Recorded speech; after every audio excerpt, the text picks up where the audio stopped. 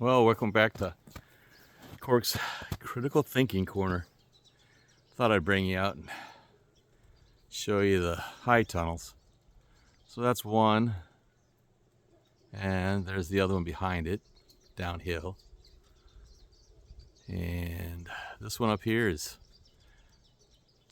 20 foot by 60 foot, and the one down below is 30 foot by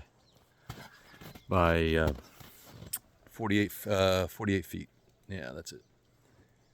Well, we got quite a dumping out here yesterday. Blizzard conditions. As I'm talking, you see me just jolt. I'm sinking through the snow as it's just turning into mush. You know, I haven't even pulled out my skis.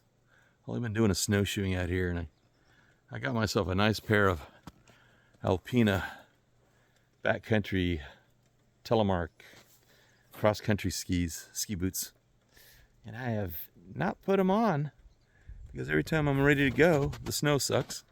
Like right now, this is that slushy. Well, it's not slushy yet, but it's just sticky and it's melting in the sun, right?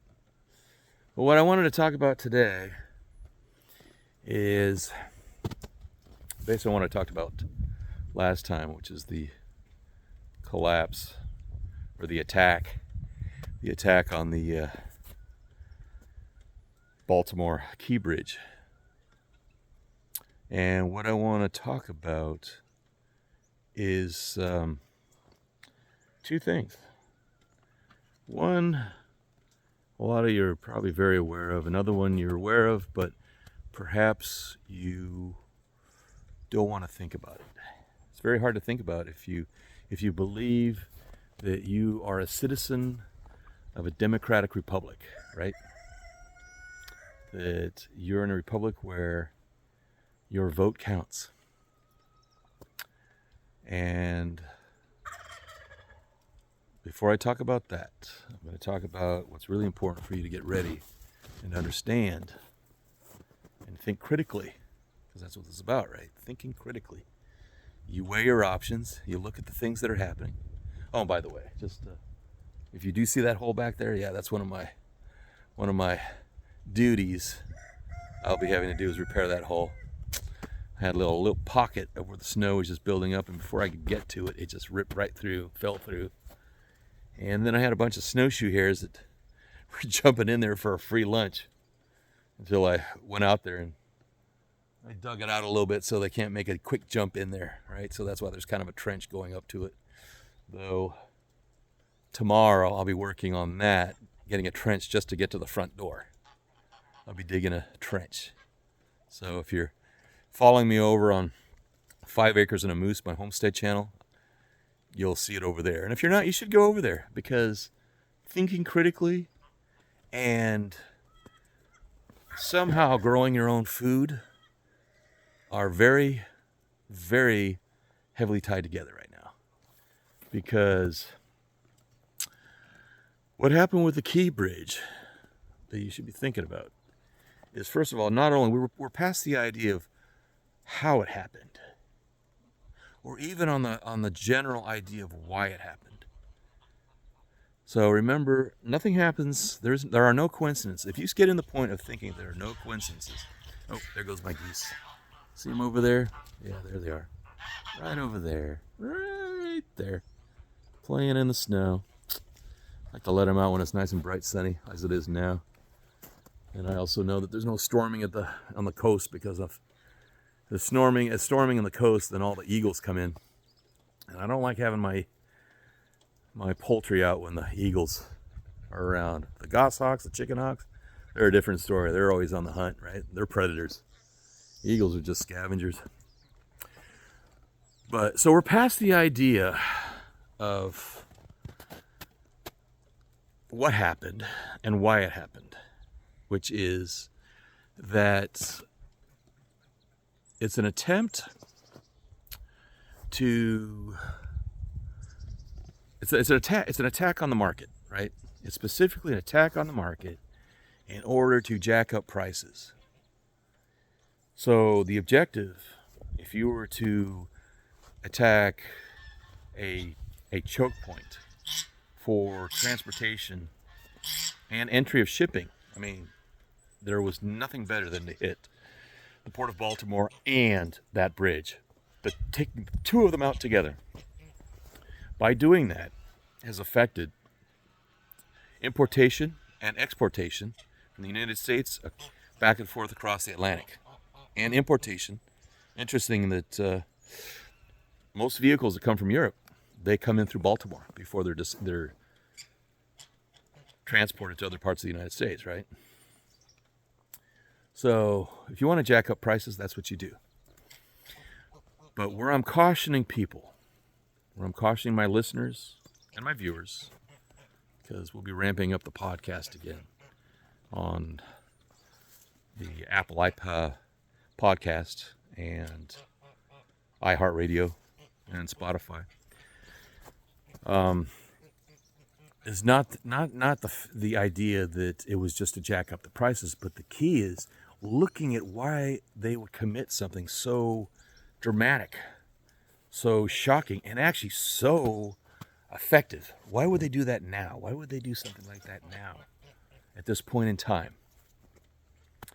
And my concern, and the way I am preparing and looking at things that I need to buy, i.e. propane, or not diesel too much, but gasoline. What is it about that? Oh, these geese, they just love to keep on going. Turkeys and chickens aren't as bad. Let me get back here. One of the biggest things about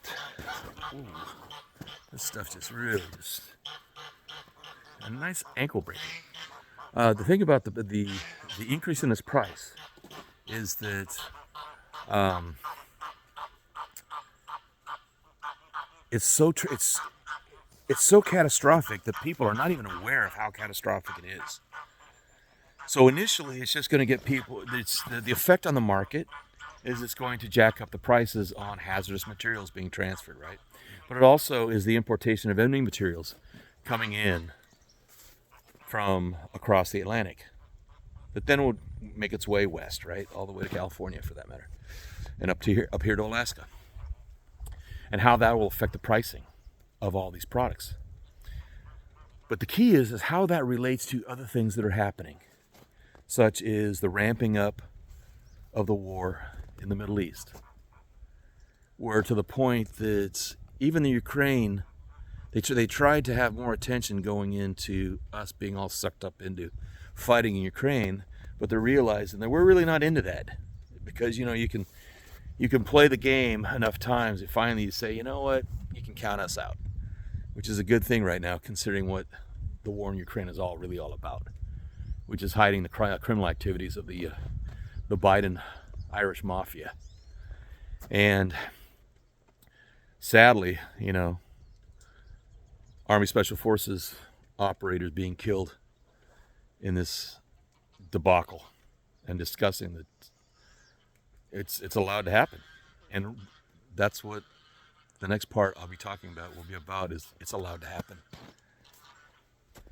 But my suggestion right now, as you reflect on what happened with that Key Bridge and how it'll be affecting all the products, and I talked about it last time. What are you buying now? What have you bought already to make sure that you'll have supply?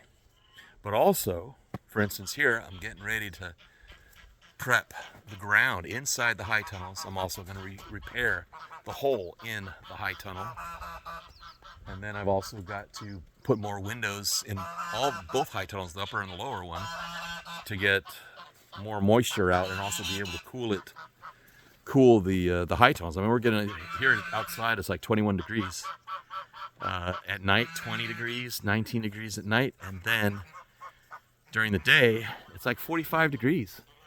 I mean, this is pretty freaking wild. I mean, right now, let me walk up to the house. You can see the ice coming off a very Nordic, I call this the Scandinavian house, right? red and white. I mean, look at that. Look at that ice right there. Oh, look at that.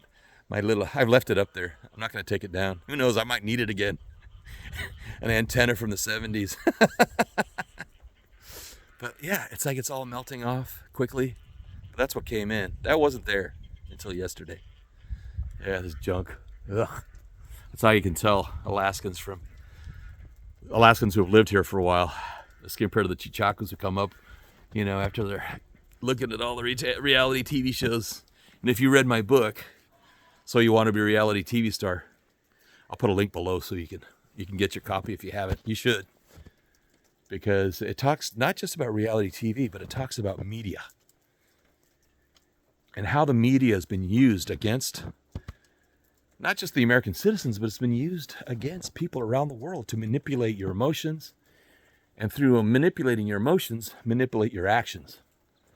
Whether to bring about political or military venturing, and all of them economically driven. But also, not just economically driven. We're in a situation right now where we got a bunch of whack jobs who think they're God, and they want to change the population of the world. And the way you do that is by controlling food and water. So it's very concerning, because it's like, as you've been seeing what BlackRock has been doing, they've been buying a lot of properties, haven't they? And watch how they've been buying those properties.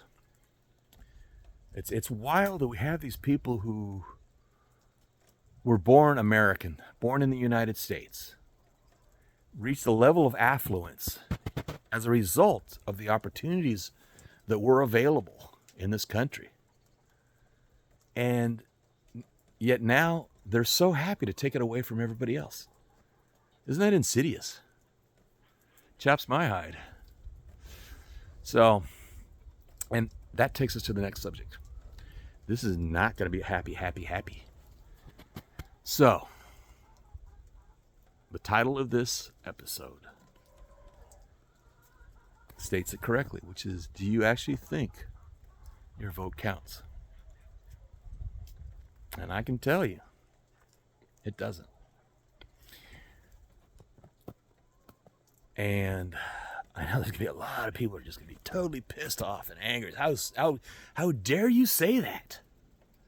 This is America. I mean, the first thing that always gets me, I just heard Jocko Willink say, "Oh well, this is a democracy. This democracy is going to be fine." And I'm going, well, there you go. There you go. We have a Navy SEAL commander who doesn't even know that the United States is not a democracy. It's a democratic republic. It's a democratic republic. The United States is not a democracy. It is a democratic republic. And if you don't know the difference, there's an old saying in the military. I'm going to use the euphemism, which is, you need to get yourself unpucked. Go get yourself unpucked if you think that the United States is a democracy. There's a lot of, quote, Democrat countries out there, democracies. Yeah. And they like, isn't it the Democratic Republic of Korea? Yeah. Yeah, the DRK? Yeah. Is that democracy? Yeah, okay. This is a democratic republic. And it was created under the understanding that you would vote, and we have the electoral college and things. It all goes towards an actual vote. But we're getting into a situation right now that what has happened is that, I don't know exactly if it was the last one or was it a prior election, but I was talking with my buddy. Yeah, Paul Markle. We were talking about it today, and he says, you know what? It's interesting that normally the Democrats don't talk about gun control, until they're in power. Like right now, they talk about gun control all the time because they want to disarm us all, right? He said, yeah, before they even had the election, when Obama came in, that he was already talking about gun control. So if he's talking about gun control, that meant that they, and I actually, I agree with this now thinking about it. So Paul says, so if you haven't seen Paul's stuff, go over to Student of the Gun. Go check out Student of the Gun. He teaches a lot of great classes on making sure that you know how to use your pew-pew. And if you don't have a pew-pew, you should get a pew-pew. You should have a lot of pew-pews. You don't need the seeds for the pew-pews as much, because my view, like I have my pew-pews for like putting food on the table, right? Everything from a small little grouse or snowshoe hare all the way up to a big moose or a brown bear. But they got the other kind of pew-pews that are specifically designed for tyrants, right? Yeah, you should have a bunch of those, because something is telling me that there's either going to be a coming to God experience for this country right after the election, because the people that are in power right now are not going to give it up. They're not going to give it up. And when that happens, there's either going to be two things that are going to happen. One is people are going to just light off. They're going to light off. Because anybody would think that the same party that's taken us down this economic hellhole, that has put us at the mercy, not even of the market. I mean, we're not even at the mercy of the market anymore. We're just at the mercy of an elephant dying. That's the way I describe it right now. It's kind of like that. Did the Romans know when Rome was collapsing?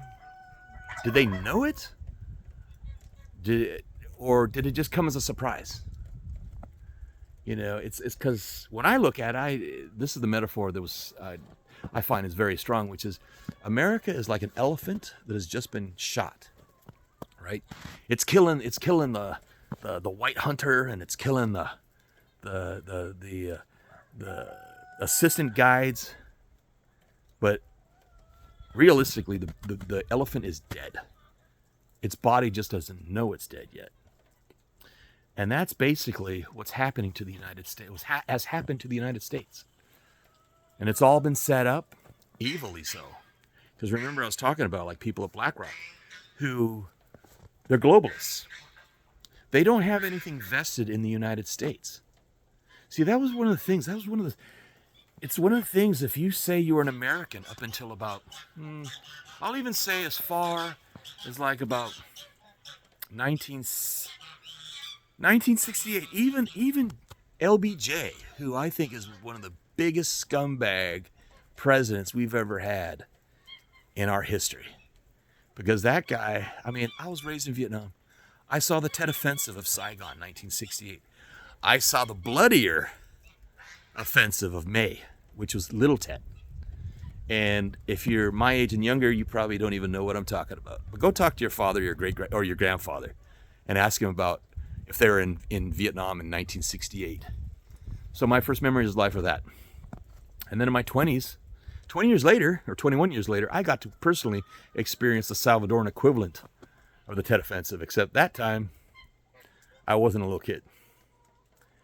And that's what the book is about that I'm working on right now, finishing up that memoir. Because that's very telling about what's happened and is happening in this country.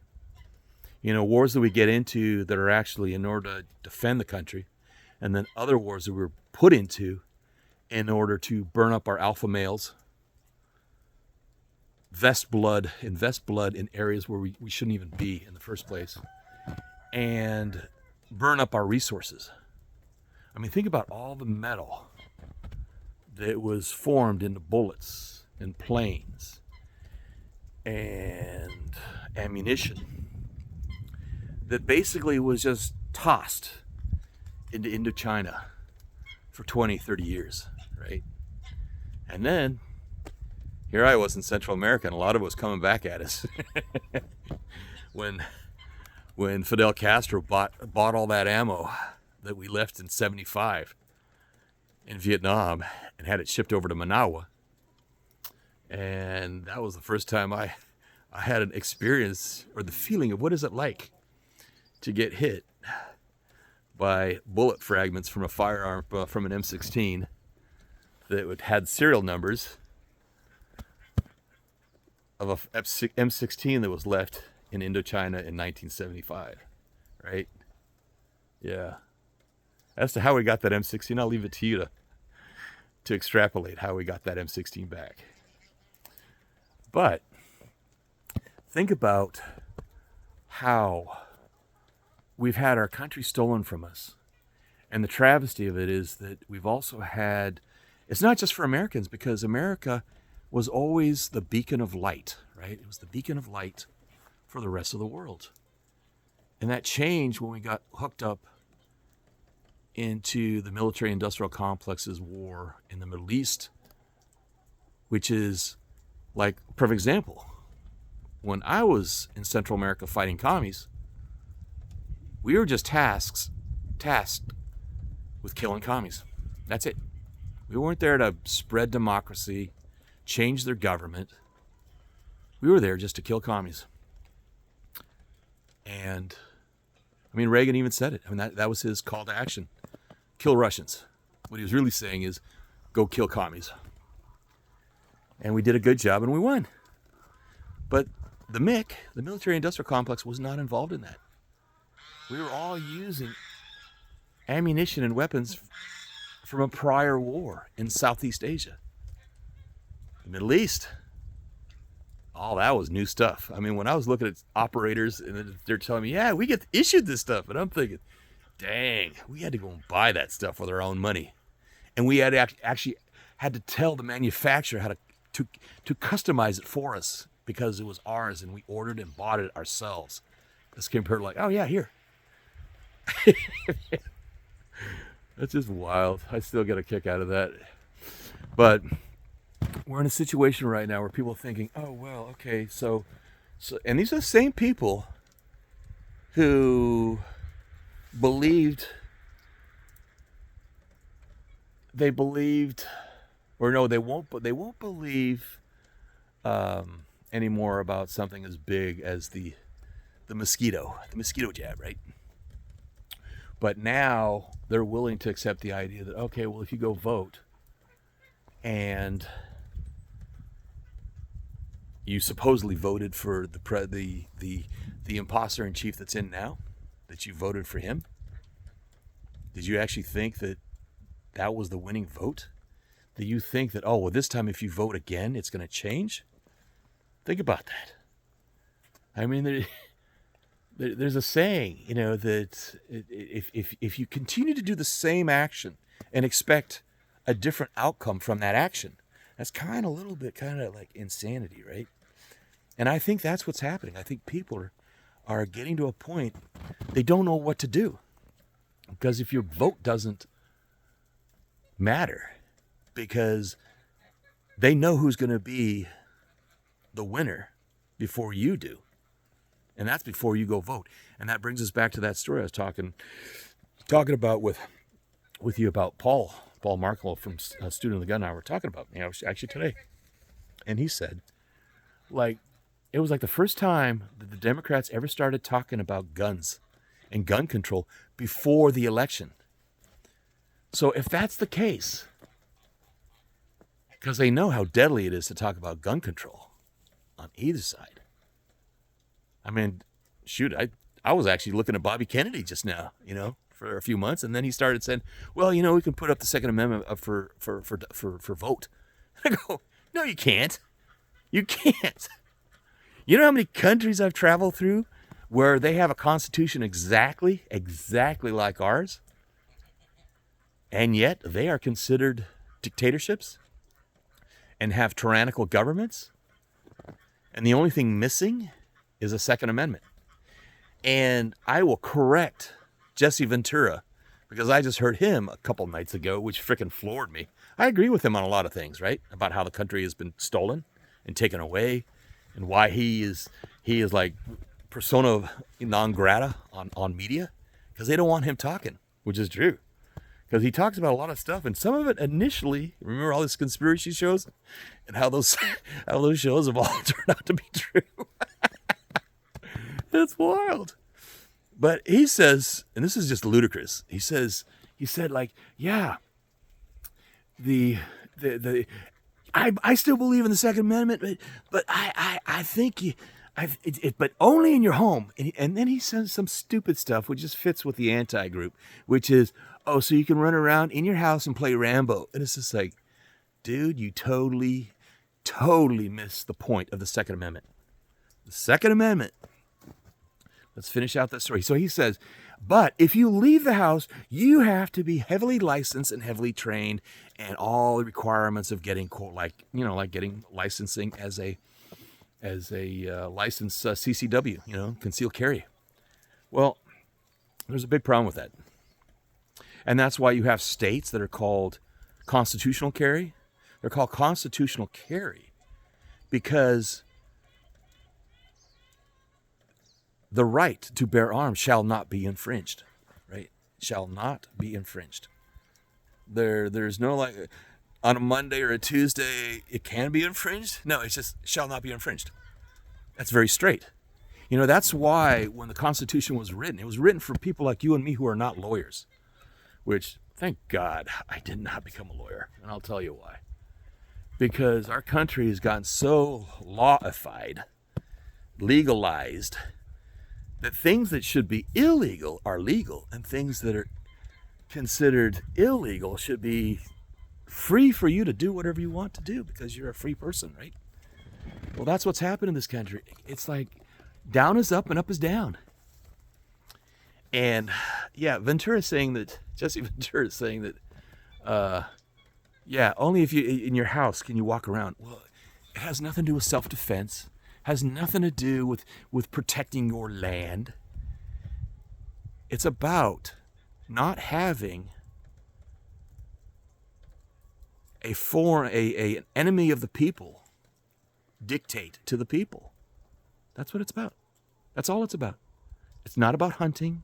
It's not about self-defense, because those were never questions. The question is whether, if, just like an oath that we all made to like enemies, domestic and abroad, foreign and domestic. Well, the first enemy of the American people before we were American people was the King George, and that's what it's about. And it's wild that people are they're forgetting, like with Jesse. Not either forgetting or not understanding what the documents that created this country were based on, and that nothing has changed. They had crazy people back then. They had plagues back then. But they also had some very smart people who had short life expectancies, who wrote a document and a variety of documents in order to protect us by giving us a way. It's like a code for a country to live. And sadly, what's happened is what Benjamin Franklin warned us about. Actually, he warned a woman. Was it Philadelphia? I think it was Philadelphia. And when she asked him, he said, "Mr. Franklin, what do we have?" And this goes back to what I said before, which is, "Madam, you have a democratic republic." And then he qualified that, if you can keep it. If you can keep it. It's not up to the government to keep it. It's not up to law enforcement to keep it. It's up to you as an American citizen to keep it.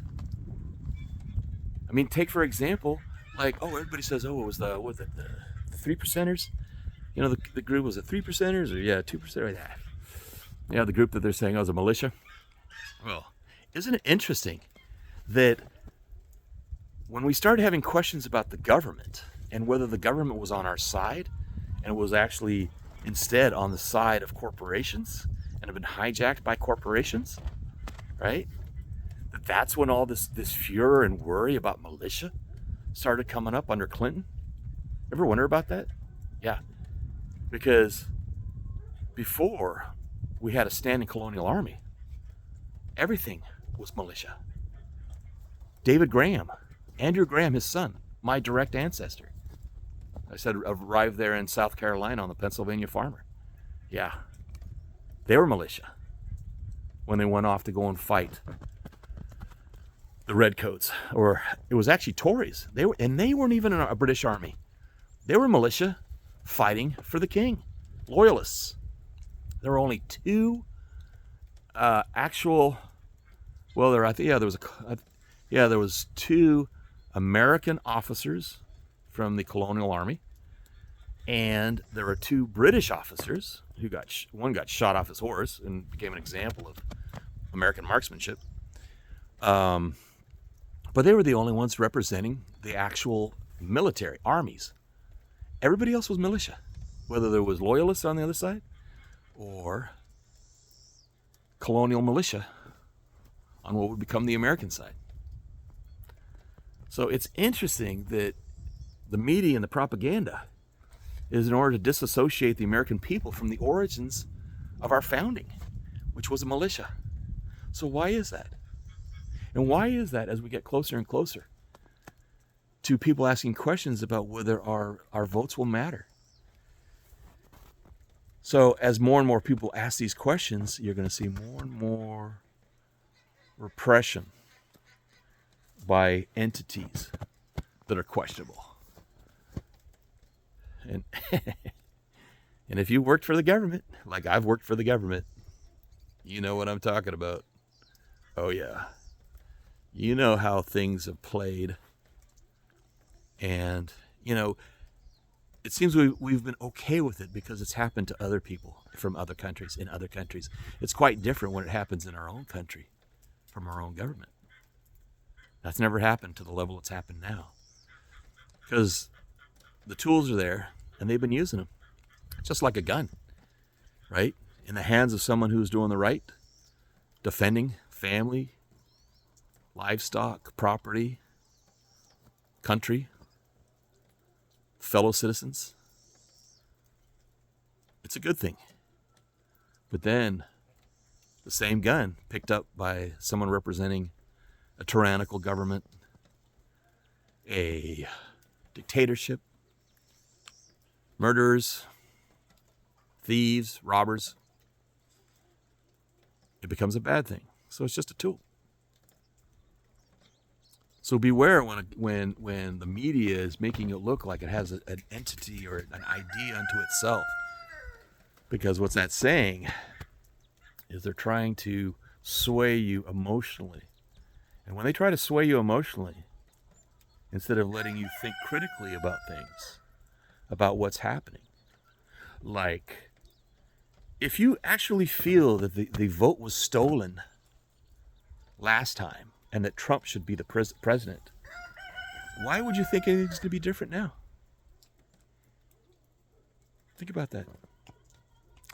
And I'll also leave you with something that is actually a very enlightened way to think about it. I wish I came up with it, but hey, Paul Markle is just full of these enlightening ideas and way to put it down. He's also a fellow writer, and you should go and check out his line of books. They're very informative. They're over at Student of the Gun. What was it? SOTG? Sierra Oscar Tango Golf.com or studentofthegun.com. And also you can look on at Amazon, like where my books are. Paul's got his books up there. And the idea he came and says, if the vote is so powerful in dealing with repressions, don't you think that when America was founded, they would have just voted it in, right? Because England had a parliament back then. And your vote is supposed to mean something. So when Benjamin Franklin went to Parliament and spoke on the behalf of colonials to get representation because we were only being taxed, but we had no representation. They laughed in his face and sent him home. And when he got home, he basically says, yeah, we're done. And that basically shows our origins. So that's what I want to leave you with. Think about it. What does it mean? What does it mean to you in terms of what are you willing to do for your family, for your country? If you realize that we are in a different world now than the ones that your parents had, your grandparents had. And it goes beyond just technology. It goes to the point of what is considered an American. I hate to say it, but I mean, I have an American passport. I consider myself an American. But when I look at what we've become, can we honestly call ourselves Americans? We don't have the freedoms that our parents had. We don't have the freedoms that are nowhere near the freedoms. And even the citizenry's understanding of responsibilities that our grandparents and great-grandparents had. I mean, we frankly, I think we've just devolved. We've devolved on what represents being an American. And I think it came about for the very same reasons of what Franklin also warned us about. So when Benjamin Franklin said, you know, one of the quotes that I love is the idea that, you know, madam, you have a democratic republic. You have a republic, whether you can keep it. What he also has been quoted saying is that no one who is willing to trade safety for liberty is worthy of safety nor liberty. Right? And we've traded a lot. We've traded affluence for liberty. There are things that we have now that our ancestors would be envious of what we've got. Running water in just about every home. Electricity. TV. Even the ability to gain knowledge just by the stroke of a key on a computer. Look, Googling. I mean, these are great. These are things. But in the process, we've lost a lot. And the question is, what's going to happen? What's going to happen when our inner essence and understanding as American citizens finally takes over? When what used to be really cool, like drones, I mean, when drones came out, it's like, whoa, that's really cool. You can fly it over there and you can see things. I love drones. But then you started realizing, wow, you can fly these drones and you can drop bombs from them. As we've been seeing over in Ukraine. I mean, they've turned it into an art form. Just dropping grenades and mortar rounds from a drone. And that's in a foreign country. What happens when and if evil people, which could lead to another conversation about those 22 million illegal immigrants and how many of them are terrorists, have been not just invited, but brought into this country and brought around by who? Our government, with our tax dollars. Why has that been happening? These are some solid questions.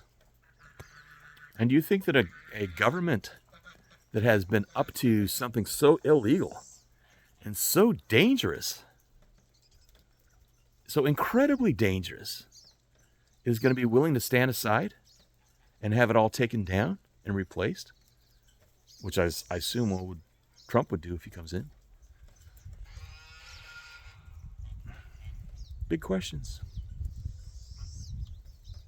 I hope we're all ready for the answers. So those are my thoughts. I'd love to hear your thoughts. What would you like me to talk about or investigate or research? I mean, hey, I used to get paid heavily for that kind of stuff. Finding things, finding people, finding out information. What would you like me to talk about? And what are your thoughts about what I'm talking about? How do you feel about this? Please comment below. I read them, and I try to respond in the next episode.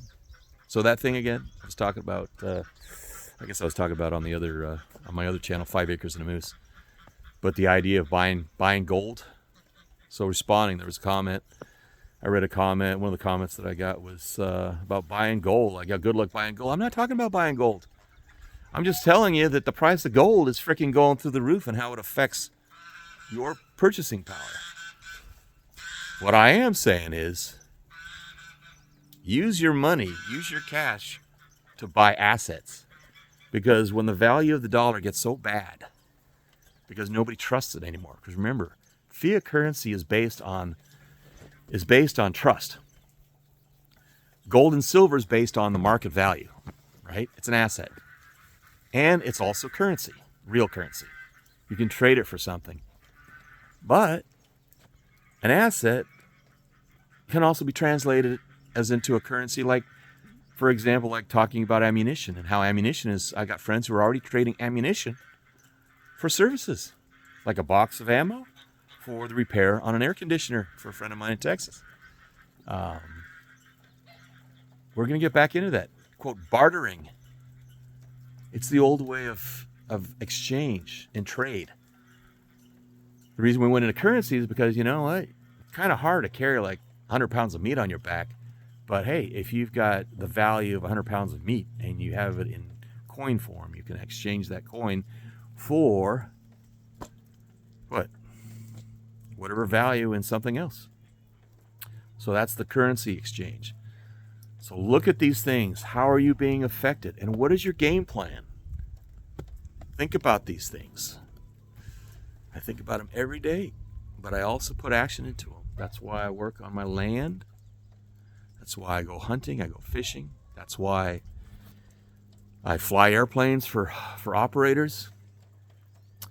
That's why I plant things in certain times of the year. Look at all these things. Get ready. Look at all the things that are happening. Think critically about them and act.